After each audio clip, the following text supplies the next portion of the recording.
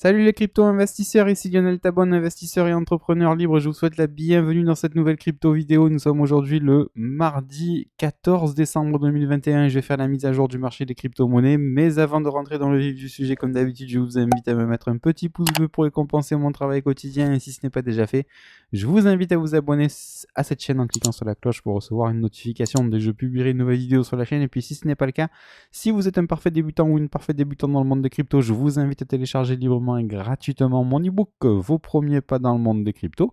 Pour cela, c'est très simple, vous cliquez sur le lien qui est juste en dessous de cette vidéo, vous m'indiquez votre adresse mail et je vous envoie tout ça dans votre boîte mail. C'est comme ça, c'est pour vous, c'est cadeau. Regardez la map, c'est une belle map rouge comme on les aime, avec le BTC qui perd près de 4% à 47 000 $, le TH moins 4,8% à 3 784 $.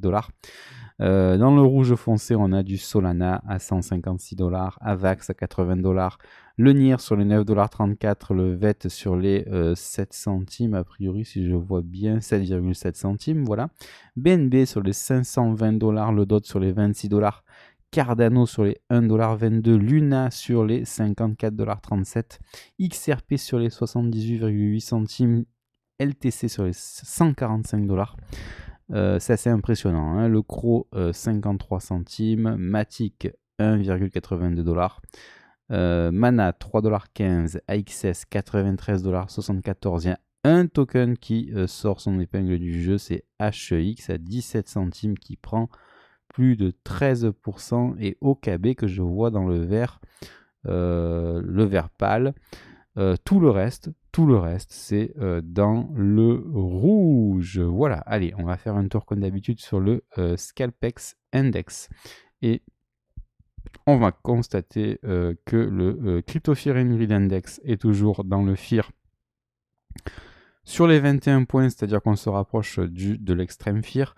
On a toujours les réseaux sociaux qui sont très très optimistes dans le up, et on a un order flow qui est dans le neutre. Nos amis de Grayscale en ce début de semaine qui commence la semaine fort. Regardez sur la colonne des 24 heures, on vend, c'est impressionnant, 104 BTC, 642 ETH et 3000 ETC. Je vous rappelle que d'habitude, on tourne à 35 BTC vendus. Je crois une 200 ETH vendus, donc là on fait x3, hein, c'est-à-dire qu'on vend 3 fois plus que d'habitude. On continue à racheter du mana, donc ça veut quand même dire, si on continue à racheter du mana, en plus on rachète à hauteur de 25 612 tokens, ça veut dire qu'on est sur des bottoms, hein, sur mana. On rachète, regardez comme on rachète très très très violemment là, 2820 tokens de chez LPT. Là on a clairement un changement de stratégie au niveau des altcoins. On rachète du Solana, on rachète du BAT, on rachète du Link, on rachète du fil. Voilà. Ici, on voit que ça y est, on rachète. Donc, qu'est-ce que fait Grayscale ? Grayscale utilise les liquidités qu'il a pour racheter quand tout le monde vend. C'est exactement ce qu'il faut faire et c'est exactement ce que vous devez faire. Vous devez en ce moment ne pas céder à la panique si vous avez des altcoins ou du Bitcoin en portefeuille, et commencer même à utiliser votre argent pour détecter des structures de retournement à la hausse, puisqu'on est en train de créer des bottoms. Sinon, un fonds de gestion comme Grayscale ne serait pas en train d'acheter, d'accord ? Voilà. Bon, sur les 7 derniers jours glissants, toujours pareil, hein, on vend du BTC, de l'ETH, de l'ETC, du LTC et du BCH. On achète du Mana, on achète du LPT, du Solana, du BAT, du Link, du fil, et c'est exactement la même chose en mensuel. Donc je vous rappelle quand même que aujourd'hui est à marquer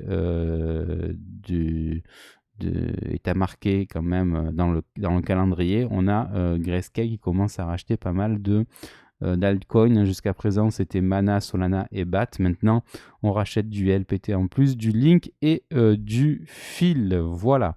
J'espère que le message est passé. On va passer à Riot Blockchain qui décidément commence la semaine en confirmant le fait que la semaine dernière nous sommes sortis de ce canal, et notamment que nous avons perdu ici ce gros support. Mais on continue à chuter.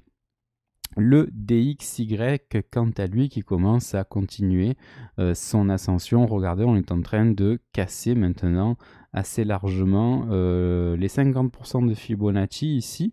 Donc fort logiquement, puisque je vous rappelle que l'objectif ici, c'est d'atteindre la boxe rouge entre les 97,72 points et les 100 points. On est toujours au-dessus d'une moyenne mobile à 20 séances qui monte. On a toujours ce W ici qui a été validé, puisque la trendline ici en jaune, qui s'appelle la ligne de coup du W, a été cassée par le haut. Donc pour le moment, les statistiques liées à ce W sont largement bien respectées. Les indicateurs techniques, on le voit, sont tous dans le vert, avec un momentum à plus de 56 points en territoire positif, un RSI qui est au-dessus de 70, puisque regardez, on fait un plus haut sur le RSI à 72,04 points. Bref, William qui est dans la zone de surachat ici, avec un W qui est largement validé également. Écoutez, pour le moment, le dollar qui performe toutes les autres devises, donc pendant que l'inflation, elle, est toujours entre les 38,2% de Fibonacci et les 100% de Fibonacci de sa dernière jambe de hausse. Donc j'ai envie de vous dire, l'inflation, quant à elle, est toujours haussière, ce qui veut dire que on imprime toujours plus de monnaie, ce qui veut dire que la monnaie en circulation dans l'ensemble du globe terrestre est en train de se dévaluer, et donc que les investisseurs intelligents transforment ce cash en actifs risqués, bien évidemment. Le total de la market cap, très important, hein, puisqu'il signifie quand même la quantité d'argent qui rentre sur le secteur des crypto-monnaies. On va quand même refaire un petit tour sur l'hebdomadaire pour voir ce qui se passe. N'oubliez pas que voilà, on avait quand même une forte jambe de hausse ici. Voilà, on va remontrer un petit peu à tout le monde. Je me fais avoir à chaque fois avec le pinceau. Voilà, je remets la croix, je vous remonte tout ça. Voilà, regardez, hein, ici on avait une grosse latéralisation, d'un coup grosse jambe de hausse ici avec un premier sommet. On reflue un petit peu, on crée un double bottom, et derrière on vient encore une fois buter contre cette résistance verte. Petit retracement, on s'appuie sur la moyenne mobile à 20 séances et poum, on finit par casser finalement cette grosse résistance oblique ici en vert. Et puis on atteint encore une fois une résistance sur les 3000 milliards de dollars. Et qu'est-ce qu'on fait? On vient retester cet ancien support, et on l'a tenu ici il y a 15 jours, on l'a tenu ici la semaine dernière, et on est encore une fois en train de le travailler. Pour le moment, on est en début de semaine, on est en train de se faire rejeter par cette résistance. Il ne faudrait pas que donc on repasse en dessous, sinon ça redeviendrait une résistance. Maintenant, d'un point de vue de la théorie de dos, on a toujours quand même ici des creux de plus en plus haut pour le moment, hein, tant qu'on reste dans la configuration actuelle, on a toujours des creux de plus en plus haut, et des sommets ici de plus en plus haut. Donc on est toujours en tendance haussière vis-à-vis de la théorie de dos, ça c'est plutôt positif. Maintenant, c'est vrai que par rapport à la moyenne mobile à 20 séances, c'est un petit peu moins le cas, parce que pour le moment, on reste en dessous d'une moyenne mobile à 20 séances qui monte. Donc ce qui veut dire que de ce point de vue-là, nous sommes dans une tendance neutre. Voilà pour ça, c'était pour l'hebdo. Bien évidemment, vous vous doutez bien que les indicateurs techniques dans cette unité de temps sont en train un petit peu de se détériorer. Voilà, un momentum qui est en train de passer en territoire négatif. On a le RSI qui est à l'intérieur d'une grosse structure en triangle. On a William qui est repassé au milieu de la boxe verte, et une volatilité qui est en train de baisser. Donc voilà, il faudrait voir un petit peu à court terme comment sont orientées les choses. Au niveau du court terme, on voit ici au niveau de Fibonacci qu'on est maintenant dans le ratio doré, dans la zone de rechargement à l'achat plutôt. Regardez ça, ici je vous ai pris donc la dernière jambe de hausse ici, regardez le W ici, la jambe de hausse, et puis je vous ai tracé la trendline ici, et le support ici en vert qu'on est en train de casser. On a fait un pullback dessus de manière très classique, et là on le casse, voilà. Et là on voit qu'on est dans la zone de rechargement à l'achat entre les 78,6% de Fibonacci et les 61,8% de Fibonacci. On est carrément dans le ratio où on est censé racheter. Voilà, racheter, avoir des rachats massifs.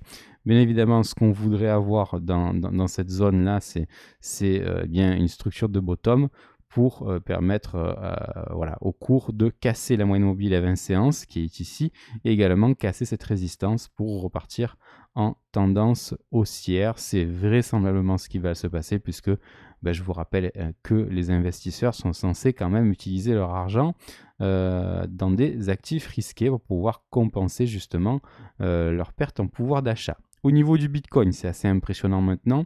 Donc ça, c'est du H4. On va revoir un petit peu le journalier si vous le voulez bien. Revoir également l'hebdomadaire, ça se fait toujours du bien de reprendre un petit peu de recul. Là encore, on a toujours, d'un point de vue de la théorie de dos, c'est un petit peu comme le market cap. Creux ascendant, creux ascendant, creux ascendant, sommet ascendant, sommet ascendant, sommet ascendant. Donc pour moi, on est dans un canal haussier ici pour le moment. Je ne vais pas vous le dessiner, sinon ça ferait vraiment trop chargé sur le graphique. On est toujours ici à l'extérieur d'un triangle de compression qui a cassé par le haut depuis le 4 octobre dernier. On fait tout simplement un pullback actuellement. On est sur un V-top, ce qui veut dire qu'on va vraisemblablement dessiner soit un W, soit un M. C'est vraiment les deux scénarios à privilégier. Donc soit on fait ça, hop là, et on remonte comme un W, ça c'est le premier scénario, soit on fait un M, c'est-à-dire ça, ça, ça, double top, et là on part à la cave. Voilà, donc ça c'est vraiment les deux scénarios. Donc dans tous les cas, là on va rebondir. On va rebondir, voilà, à près de 98% de chance, on va rebondir. On va pas rester comme ça sur un V-top, ça va pas partir à la cave tout de suite. C'est pas forcément ce qui est privilégié, ou alors on aura eu ici un double top très très très violent. Mais bon, c'est vraiment pas ce que je privilégie. Peut-être qu'on ira faire un petit tour dans la zone de rechargement à l'achat ici entre les 37 000 $ et les 44 000 $. Ça surprendrait tout le monde, ou au contraire, ça permettrait justement à la smart money de continuer à recharger comme elle est en train de le faire actuellement. On a vu Grayscale en début de vidéo bien recharger. Alors, en journalier maintenant, analyse beaucoup plus court terme. On est clairement en tendance baissière vis-à-vis de plusieurs choses. Regardez ici, je vais vraiment zoomer. La moyenne mobile à 20 séances, on ne la voit pas trop, mais elle est confondue ici avec cette résistance oblique de ce gros biseau descendant. Donc toujours baissière, toujours en dessous. Donc on est en tendance baissière. Maintenant, ici, on est toujours, c'est très très très tangent. Je vais essayer d'attraper quand même mon support ici pour le prolonger. C'est un petit peu ce que j'ai envie de faire. Voilà, comme ceci. Je vais essayer de réajuster tout ça. Je vais vraiment le tirer par le bas. Voilà. Ici, on est vraiment en train de travailler encore une fois, encore et toujours, ce support-là. Et pour le moment, ça tient. Ça tient. Hier, on a fini à 46 704 $. Et là, on a un tout petit rebond technique, vraiment tout petit. Mais pour le moment, regardez, on est toujours à l'intérieur de ce gros biseau descendant. Voilà. D'un point de vue des Fibonacci, sur les retracements de la dernière jambe de hausse, on est dans le ratio doré, ici dans la box verte, ici dans la zone de rechargement à l'achat. Donc, a priori, on va faire des zigzags comme ça dans cette zone de rechargement à l'achat. Il n'est pas impossible qu'on vienne encore une fois retitiller le haut de notre ancien canal, ici entre les 39 500 $ et les 43 000 $. Regardez, on a un petit trou dans la value. Là, on est actuellement d'ailleurs dans ce trou dans la value. Donc, peut-être qu'il y a peut-être des investisseurs qui vont encore en profiter pour aller chercher du Bitcoin un peu plus bas. C'est pas à exclure. Voilà, c'est pas à exclure. Maintenant, honnêtement, on est plus proche d'une zone de bottom quand même que de la poursuite d'un gros mouvement baissier, à mon avis. Puisque maintenant on est regardé dans des spreads qui commencent à être négatifs. Bon, les indicateurs techniques, il n'y a pas de surprise, on est sur un momentum ici qui est en territoire négatif, même si regardez, on a quand même fortement rebondi sur le momentum. Ça, c'est plutôt l'effet du rebond d'hier. Maintenant, est-ce qu'on va être capable de casser cette figure par le haut? Ça, c'est encore très très très tôt pour le dire. Le RSI, quant à lui, il intervient toujours, il évolue toujours dans cette espèce de biseau là, qui est matérialisé par voilà, le support ici en vert et cette résistance oblique en rouge ici. Voilà. Je vais un petit peu faire du ménage parce que je commence à en avoir marre de tous ces traits. Voilà, ça je vire et ça je vire aussi. Voilà.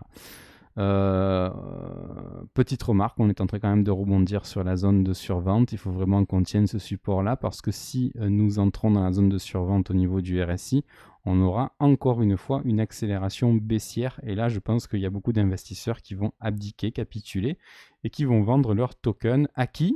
À Grayscale qui est en train de les acheter, qui est en train de se gaver actuellement. Regardez, les spreads sont négatifs. La dernière fois qu'on est passé dans des spreads négatifs, c'est là qu'on a dessiné un bottom. Vous le voyez ici, le W ici, il était là. C'était entre le 21 septembre dernier et le 1er octobre 2021. Là encore, on avait de manière analogue à aujourd'hui, regardez, on le voit, on avait aussi un biseau descendant. Et on évoluait carrément à l'intérieur de ce biseau descendant. On faisait vraiment des plus bas sur ce support. Et c'est exactement ce qu'on est en train de faire maintenant. L'histoire se répète à chaque fois. Et quand ça baisse comme ça, que font les investisseurs? Ils vendent. Surtout les investisseurs particuliers. Donc ne vendez pas. On est plus proche maintenant des bottoms que d'un top. On n'est plus sur les 70 000 $ sur la TH. On est sur les 47 000 $ et on ira peut-être sur les 42 000 $. On ira peut-être faire un petit tour encore sur le haut du canal, mais honnêtement, je ne pense pas que nous irons à l'intérieur de notre ancien canal. Je trouverais ça vraiment très très très fort de café. Mais après, en même temps, c'est toujours le marché qui a raison. Voilà. On continue avec ce graphique ici de l'Open Interest en bleu et du prix du Bitcoin. Et à chaque fois qu'on a une décorrélation entre les deux graphiques, on est sur des bottoms. Regardez ici, à chaque fois que, au contraire, on vient tester le graphique jaune avec le graphique bleu, on est au contraire sur un top. C'était le cas ici le 6 septembre dernier où on avait un Open Interest à 48 000 $ et un prix du Bitcoin à 51 640 $. Donc on a trouvé un top. Et c'était encore le cas ici. Voilà, ici. Donc le 12 novembre dernier, avec un Open Interest à 54 milliards de dollars et un prix à 63 137 $. On est aujourd'hui donc un Open Interest à près de 38 000 $ et un prix à 48 400 $. À faire, à suivre donc, mais pour moi, on est en train de préparer des bottoms de l'hiver. On va passer à l'order flow. L'order flow ici en H4 qui nous montre quand même que nous évoluons dans des spreads négatifs depuis déjà beaucoup de temps. Regardez, on est même venu toucher ici un plus bas sur les spreads à moins 41,80 $. C'est donc très très très très bon. Le nettoyage que je voulais qu'il se passe est en train de s'effectuer. Regardez, on a encore un funding ici qui est largement négatif. Enfin, en tout cas, il y a de cela 8 heures maintenant. On vient de repasser en positif, mais honnêtement, on a des fundings qui sont de plus en plus bas. Ce qui veut dire que les plateformes gagnent de moins en moins d'argent et que maintenant, on est moins obligé d'aller toucher des stops beaucoup plus bas sur des achats en longue. Voilà. Ici, on a eu un gros nettoyage de l'Open Interest. Regardez ça, ça fait maintenant plusieurs heures qu'on est en train maintenant de rentrer dans une latéralisation à plat, ce qui me fait dire quand même qu'on a fait un gros mouvement qui ne nécessite plus, selon moi, d'avoir des nettoyages encore en cours. Regardez maintenant en journalier pour voir si la tendance est la même. On a toujours des spreads qui sont négatifs, des fundings qui sont très bas, un Open Interest très très bas. Et enfin, pour reprendre un petit peu de recul sur l'hebdo, regardez, voilà, pour le moment, on est toujours en territoire négatif sur les spreads, voire très proche de zéro. Et sur le funding, on est toujours sur une décroissance des taux d'intérêt. Le TH. Il était plus fort jusqu'à présent que le BTC. Est-ce que ça a évolué? Alors, grosse bougie rouge en cours. Hier, bougie relativement d'incertitude avec une mèche basse et une mèche haute. On est en train de tester tout simplement la moyenne mobile à 20 séances en unité de temps hebdomadaire. Donc, de ce point de vue-là, tant qu'on ne casse pas la moyenne mobile à 20 séances, qui est pour le moment à 3 773 $, on reste haussier. Maintenant, c'est que le début de la semaine. Et tant qu'on tient également le premier arrêt à 3042 $, ben, pareil, on reste haussier. Ça, c'est pour la tendance en hebdo. On a des spreads qui sont quand même toujours très positifs en hebdo et la volatilité qui est en train de se calmer et l'ensemble des indicateurs techniques qui sont en train de se détériorer. Ça, c'est pour la tendance haussière en ce début de semaine. Maintenant, sur la tendance en unité de temps journalière, on est en plein dans le creux de la value ici qu'on avait identifié. On a perdu finalement le premier arrêt hier. Nous l'avons perdu hier, donc on va attendre la bougie du jour pour voir si c'est un fake out, c'est une fausse cassure ou si là on valide quelque part le M. Ici c'est un M qui est validé tout simplement, on le voit si je reprends le pinceau ici. Là honnêtement en journalier on a un M qui est en train d'être validé, donc vraisemblablement qu'on va aller rechercher la zone de rechargement à l'achat ici entre les 3200 et les 3500 dollars, poser une structure en forme de W et repartir, d'accord. Donc ça c'est ce que je prévois moi. On voit ici qu'on a un autre creux dans la value ici également, que ça pourrait être pertinent. On est pareil entre les 3120 dollars et les 3290 dollars, ce qui nous permettrait également de retester le bas du canal un petit peu comme on l'a fait sur le BTC. Et ça correspond, souvenez-vous, au premier arrêt de l'unité de temps un petit peu plus longue en hebdo. Donc tout ça est très très très pertinent. Et ma foi, ce serait une bonne occasion de recharger en ETH entre 3126 dollars et 3500 dollars. Voilà les indicateurs techniques. Les spreads, vous le voyez, sont rentrés en territoire négatif depuis 2 jours maintenant. On a des indicateurs techniques bien évidemment qui sont en train de se détériorer. Regardez ici le momentum qui est passé en territoire négatif. On a le M qui est en train de se valider à nouveau. Ce gros M ici, d'accord, la ligne de coup était là. Donc on l'avait cassé, on était revenu au-dessus et là on la recasse à nouveau. Donc on valide bien ce mouvement baissier. Donc momentum en territoire négatif, ce qui veut dire que ce sont quand même les baissiers qui sont aux commandes pour le moment. Ça c'était clair, net et précis. On a un RSI, ma foi, oui, on est en train de casser ce petit support, mais honnêtement pour le moment ça reste toujours dans un mouvement ici de mouvement assez flat finalement. Et pour William, on est dans le bas de la zone verte ici. Attention, si on rentre en zone de survente, on aura encore une accélération à la baisse. Donc vous voyez ici, à court terme, on ne peut pas dire qu'on soit dans une bonne situation. Pour le moment, on a plus de chances d'aller chercher la zone de rechargement à l'achat ici sur le TH, alors que sur le BTC, on y est déjà. Voilà, c'est vraiment la différence ici qu'on a entre le TH et le BTC. On voit vraiment que le TH continue de surperformer le BTC pour le moment. On ira voir quand même tout à l'heure le TH libellé en BTC. Concernant l'order flow en H4, pour le TH ici, on a fait encore un plus bas au niveau des spreads. Donc ça, c'est relativement sain. C'est vraiment dans des configuration comme celle-ci qu'on pose des bottoms. On a eu un funding il y a 8 heures qui était encore négatif, voilà, donc ça c'est plutôt intéressant. On passe en journalier et en weekly. En journalier, qu'est-ce qui se passe? On a des spreads également qui sont négatifs, regardez, donc tout va bien de ce côté-là. Un funding qui est vraiment très très très très proche de zéro, donc tout va bien. Les open interest ici qui commencent à latéraliser. Honnêtement, au niveau de l'order flow, on est vraiment très très négatif maintenant, et en hebdo, c'est également le cas. Le TH libellé en BTC, avant de passer aux autres altcoins, on voit effectivement ici qu'on commence à faire une mèche haute sur l'unité de temps mensuelle. Je suis vraiment très très... je suis dans l'unité de temps très très longue, parce que je suis en unité de temps mensuelle. Ça veut dire qu'ici, chaque bougie de cotation correspond à un mois de cotation, et on voit que tant que les 38,2 de Fibonacci sont préservés, les 0,07 BTC sont préservés, honnêtement, on est toujours dans un ETH qui surperformera le BTC, même si à court terme, voilà, on a fait un plus haut sur les 0,088 BTC, et là pour le moment peut-être que voilà, on est en train de refuer un peu, mais on fait quand même des sommets de plus en plus haut et des creux de plus en plus haut. Donc tant que la ligne de coup ici du W est conservée, d'ailleurs je pense qu'on pourrait être amené à faire un wake-off check, c'est-à-dire à venir retester la ligne de coup. Je vous montre ça en closed line. Regardez, vous avez votre W ici, la ligne de coup en vert, et ce qui est assez classique, c'est de venir refaire un pullback ici pour venir retester la ligne de coup. Je vais vous le tracer ici avec le pinceau. Donc on peut refaire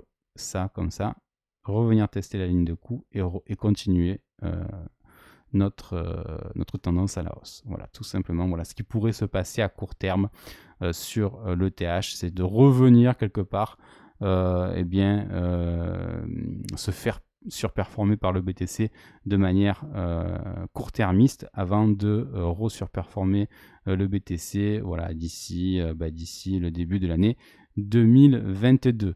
Les altcoins qui commencent à prendre cher, forcément ça fait mal là au niveau du très très court terme.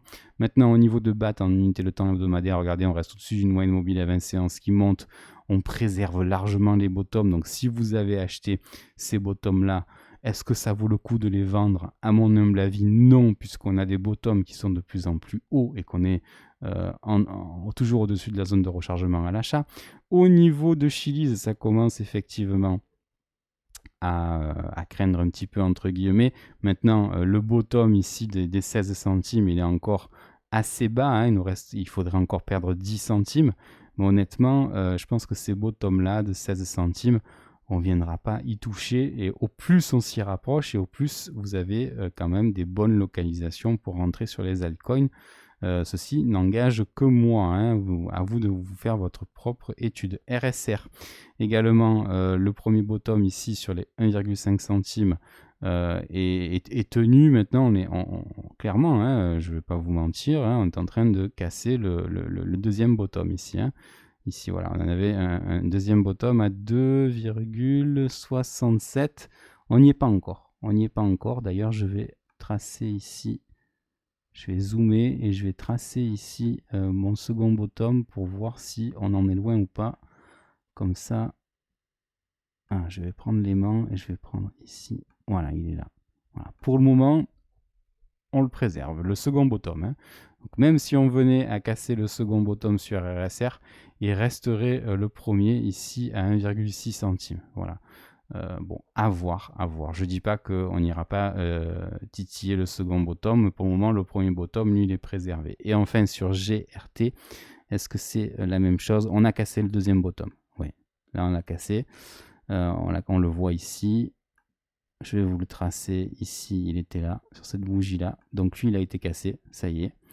Et on va tracer le bottom d'ici et celui-là aussi. Voilà, celui-là, cette bougie-là. Voilà. Pour le moment, les deux premiers bottoms, on va dire celui-là et celui-là, ils sont préservés. Voilà. Donc ça, c'est quand même important de préserver ces bottoms, au moins les premiers bottoms hein, sur les altcoins. Et on va passer tout l'hiver à ranger. Il faut vraiment que vous vous dites ça. On va passer tout l'hiver à ranger et l'important, c'est de préserver ces bottoms. Si c'est le cas, ce sont des bottoms. Donc, ça serait plus intéressant d'acheter ces bottoms plutôt que de les vendre, bien évidemment, parce que quand on vend des bottoms, on vend des bottoms à des wells, hein, à de la smart money, généralement. Voilà. Mon portefeuille, vous vous en doutez, depuis hier, il a pris cher. Voilà, donc là, mes prix sont parfaitement mis à jour sur mon Google Sheet, donc je vais pouvoir partager avec vous la valorisation actuelle de ce portefeuille qui est valorisé donc 35 900 $. Ça fait 119% de ROI, c'est-à-dire 20 775 $ de plus-value depuis le mois de février 2021, date à laquelle j'ai investi un petit peu moins de 17 000 $, c'est-à-dire 14 540 €. Mon exposition, j'ai 36,9% de cash et 63,1% de crypto. Je n'ai rien vendu, je ne cède donc pas à mes émotions. Voilà, j'ai environ une soixantaine d'actifs sur ce portefeuille. Chaque ligne, voilà, vous le voyez ici, chaque ligne a moins de 1% de mon portefeuille, donc très très très peu risqué. Un peu plus de risque sur REP à 3,4%, RSR à 4,2%, et après j'ai BAT à 8,2% de mon portefeuille, VET à 3,7%, XRP à 7,9% et ETH à 5,4%. Donc ce qui est très risqué, c'est de garder des lignes à plus de 5%. Donc ETH pour le moment ça va encore. Par contre voilà, XRP à 7,9 et BAT à 8,2, je dois vraiment alléger ces deux lignes pour repasser en dessous des 5% et limiter mon risque. Maintenant Voilà, je suis à 36% de cash, 38,1% pardon. Donc honnêtement, je hedge mon portefeuille grâce à mon cash. Ça correspond à peu près 13 000 $ de cash. Voilà. On termine cette vidéo comme d'habitude avec le news flow. C'est très intéressant de voir si on a un news flow qui reste positif ou qui peut-être bascule dans des news négatives. On va voir ça. Hier on s'était arrêté où? Tac, voilà, ici. Allez, regardez cet article là, ça c'est intéressant. Le Bitcoin qui est toujours en course vers les 100 000 $ en 2022 selon Bloomberg. Comme quoi, on a quand même toujours un article positif en faveur du BTC. Le compte Twitter du Premier ministre indien qui se fait hacker. Il promeut une arnaque en BTC. Donc, vous voyez, deux infos assez contradictoires. Dans la première, on vous vend un BTC à 100 000 $. Dans la seconde, on vous dit que les cryptos sont des arnaques. Donc, on a clairement une volonté ici de faire rentrer du monde et une volonté ici de faire vendre les gens qui ont du BTC, clairement. 90% des BTC qui ont désormais été minés, hein, ça c'est aussi une info assez intéressante puisque vous le savez, la quantité de BTC est de 21 millions de tokens, sachant qu'il y en a quand même une bonne partie qui est détenue par Satoshi Nakamoto qui sera sans doute jamais déverrouillé, jamais remis sur le marché, puisque bon, il y a des thèses qui disent que cette personne ou ce groupe d'individus n'est plus là, voilà. Mais bon, ça après, c'est comme toutes les thèses, hein, on ne sait pas, donc on reste un petit peu dans le flou. Ce qu'on sait par contre, c'est que ces 40% de BTC qui sont détenus par les créateurs du BTC ne sont toujours pas sortis de leur portefeuille. Voilà. Un article technique, phase de résilience pour le BTC, l'Ether en bonne posture. Bon voilà, article à lire sur l'analyse technique. Le maire de Miami qui va allouer une partie de son épargne retraite au Bitcoin, donc ça c'est très très bullish. Et enfin, les frais de transaction élevés sont le signe du succès d'Ethereum pour son cofondateur. C'est assez contre-intuitif comme titre d'article. J'espère que cette vidéo vous a plu. Si c'est le cas, je vous invite à me mettre un petit pouce bleu. Si vous pensez qu'elle peut intéresser d'autres personnes, partagez-la. Si ce n'est pas encore le cas, je vous invite à vous abonner à cette chaîne en cliquant sur la cloche pour recevoir une notification dès que je publierai une nouvelle vidéo sur la chaîne. Et puis n'oubliez pas, prenez soin de vous, prenez soin des gens que vous aimez, ayez l'esprit cash flow. Puis quant à moi, je vous retrouve dès demain en vidéo comme d'habitude. Ciao!